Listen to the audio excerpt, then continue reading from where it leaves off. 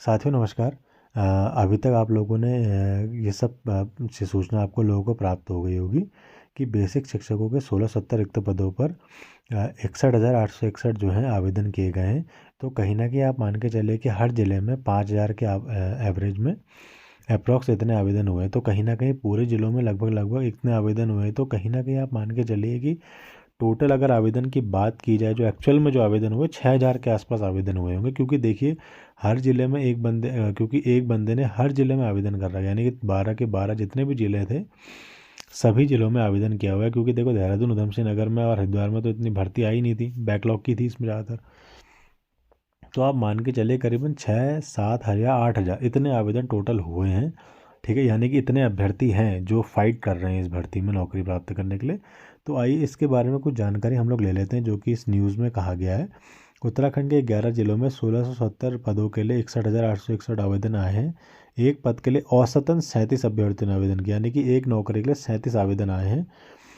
यहाँ 6600 आवेदन हैं। चंपावत में सबसे कम 85 पद के लिए 5190 आवेदन किए गए हैं। लेकिन यहाँ पद के सापेक्ष आवेदनों की संख्या अन्य जिलों के मुकाबले अधिक, क्योंकि चंपावत में सबसे कम वैकेंसी और आवेदन भी उतने ज़्यादा हैं। तो और जिलों के मुकाबले यहाँ सबसे ज़्यादा औसतन ज़्यादा पद आवेदन आए।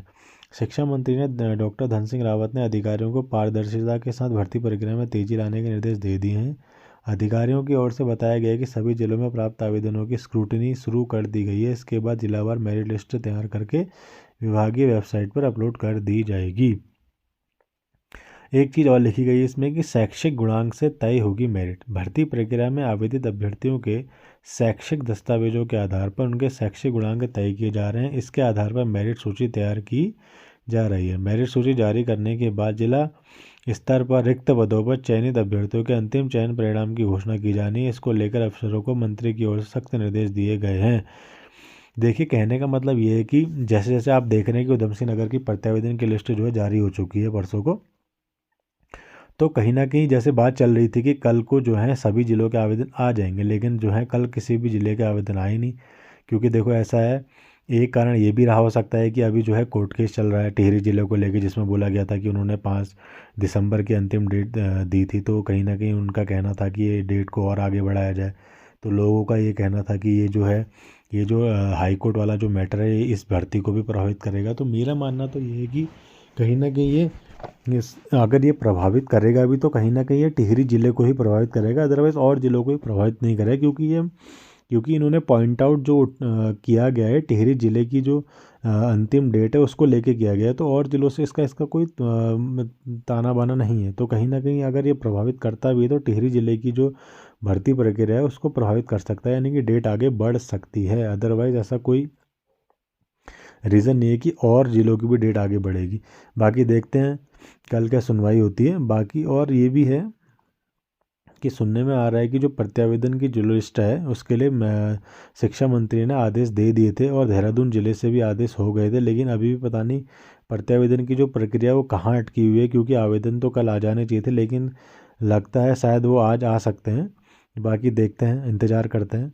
इस बार भी यूपी डीएलएड के लिए आवेदन, अब बाकी इस बार में और यूपी डीएलएड को लेके भी कुछ चीज़ें कही गई हैं इसमें। अभी पिछले साल हुई भर्ती प्रक्रिया में नियुक्त शिक्षकों की यूपी से डीएलएड मामले में जांच चल रही है। वहीं नई भर्ती प्रक्रिया में भी यूपी से डीएलएड करके आए अभ्यर्थियों ने आवेदन किया है। यूपी में 2024 से पहले डीएलएड के लिए वहां का स्थायी निवासी होना जरूरी था, क्योंकि 2024 के वास्ते स्थायी निवास की जो बाध्यता है उसको ख़त्म कर दिया गया था। जबकि उत्तराखंड में भर्ती के लिए यहाँ का स्थायी निवास होना जरूरी है। ऐसे में यूपी और उत्तराखंड दोनों राज्यों के स्थायी निवास प्रमाण पत्र रखने वाले आवेदन जो करते हैं उनकी स्क्रूटनी की जा रही है और शायद उनके आवेदन पत्र खारिज भी हो सकते हैं।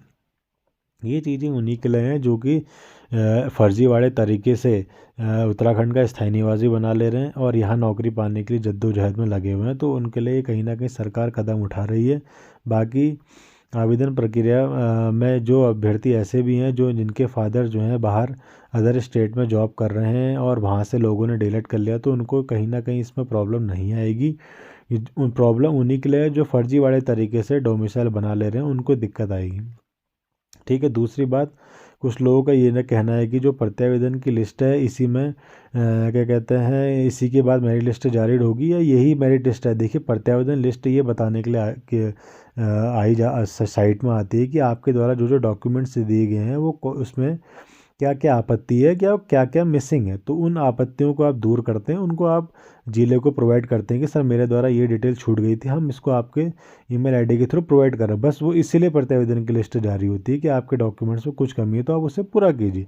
दूसरा, प्रत्यावेदन लिस्ट जारी होने के बाद ही काउंसलिंग लिस्ट आती है। काउंसलिंग लिस्ट में आप कुछ लोग का ये सवाल कह रहे हैं कि काउंसलिंग लिस्ट में सभी का नाम, काउंसलिंग लिस्ट में सभी का नाम नहीं आता। काउंसलिंग लिस्ट में उन्हीं का नाम आता है जिनकी वो लोग कट ऑफ जो है जारी करते हैं। Cut off list higher to lower चलती है, जितनी वो लोग डिसाइड करेंगे, मतलब जितना गुणांक, जैसे कोई बंदा है उसके सबसे ज़्यादा नंबर मान के चलिए 90%, एक एग्ज्यूम करके चलते हैं 90%, तो 90 से लेके वो लोग कितना भी ले सकते हैं। उनका मानना है कि चलो हम उनका मतलब एक वो एक गुणांक, उनका एक गुना लेके चलते हैं कि इतनी भर्ती आई तो हम 1.5 गुना या 2 गुना लोगों को इस बार पहली काउंसलिंग में बुला लेते हैं। तो उस हिसाब से गुणांकों का अंदाज़ा लगाया जाता है। वो लोग इस हिसाब से गुणांक बनाते हैं और मान के चलिए 90 से लेके 84 तक के उनको जनरल के बंदे उन्होंने बुला लिए। बाकी फिर SC ST OBC हम 2 या 3 नंबर कम कर लीजिए, उस हिसाब से ये लोग बुलाते हैं पहली काउंसलिंग। प्रत्यावेदन की लिस्ट में सभी का नाम आ जाए, इसका ये मतलब नहीं है कि काउंसलिंग में भी सभी का नाम है। काउंसलिंग की पहली लिस्ट में सिर्फ उन्हीं का नाम आता है जिस हिसाब से वो गुणांक आपके सामने प्रस्तुत करते हैं, उसी हिसाब से पहली काउंसलिंग बनाते हैं। फिर धीरे धीरे जो बच गए हैं वो दूसरी काउंसलिंग, फिर तीसरी काउंसलिंग, ऐसा इस हिसाब से लोग काउंसलिंग की लिस्ट निकालते हैं। दूसरा एक चीज़ ये निकल के आ रही थी कि सरकार का कहना था कि काउंसलिंग की जो प्रक्रिया है वो एक ही दिन होगी। तो उनका कहना था कि 24 तारीख को ही सारी काउंसलिंग की जो प्रक्रिया है वो संपन्न की जाएंगी। लेकिन कहीं ना कहीं जो कोर्ट केस चल रहे हैं, ये सब चल रहे हैं, तो ऐसा मुझे तो नहीं लग रहा है कि शायद 24 तारीख को हो पाएगी। बाकी देखते हैं सरकार क्या इसमें कदम उठाती है। दूसरा, ये कुछ लोगों का कहना था कि सर जैसे हम लोगों ने एक डिस्ट्रिक्ट में चले गए, दूसरी डिस्ट्रिक्ट में फिर क्या होगा, हम लोग जा सकेंगे? देखो, एक बार काउंसलिंग के प्रोग्राम में आप शामिल हो गए और फिर आपका आवेदन पत्र आ जाता है तो आप फिर दूसरी जगह नहीं जा सकते। आप सॉरी, आवेदन पत्र कह रहा हूँ, आपको जैसे जारी कर दिया जाता है कि आपको इस स्कूल में जाना है, तो उसके बाद आप दूसरे डिस्ट्रिक्ट में नहीं जा सकते। आवेदन काउंसलिंग की दूसरे हिस्से में वही पार्ट ले सकता है जैसे जिसने पहली काउंसलिंग में नहीं जा पाया, जिसने कुछ नहीं करा, तो वो दूसरी काउंसलिंग में हिस्सा ले पाएगा। ठीक है, जिसने पहली काउंसलिंग करा भी ली, सब कुछ करा लिया, फिर दूसरी काउंसलिंग में उससे पूछा जाएगा कि आपने पहली काउंसलिंग करा ली या आपने पहली काउंसलिंग में आप शामिल हुए थे या अन्य जिलों की किसी भी काउंसलिंग लिस्ट में आप शामिल हुए, तो आपसे वहाँ पूछा जाएगा। ठीक है, क्योंकि इस बार ऐसा हो रहा है कि जैसे पिछली बार तो ऐसा हो रहा था छठी काउंसलिंग तक ऐसा ऐसा हो रहा था कि पूरे पद नहीं भरे गए, तो इस बार वो लोग चाह रहे हैं कि सभी पद भर लिए जाएँ, तो इसलिए ये सब स्क्रूटनी, ये सब चीज़ें हो रही हैं। तो ठीक है, तो जितने भी ऐसे अभ्यर्थी हैं जो पहली काउंसलिंग में हिस्सा ले रहे हैं उनका नाम आ जाता है काउंसलिंग में, और फिर वो इनको स्कूलों का आवंटन भी हो जाता है, तो उसके बाद वो दूसरे किसी अन्य काउंसलिंग में हिस्सा नहीं ले पाएंगे। सिर्फ वही ले पाएंगे जो क्या कहते हैं अन्य काउंसलिंग में नहीं गए हैं। ठीक है, बाकी अगर आपको कोई भी प्रॉब्लम आती है, चाहे प्रत्यावेदन लिस्ट से रिलेटेड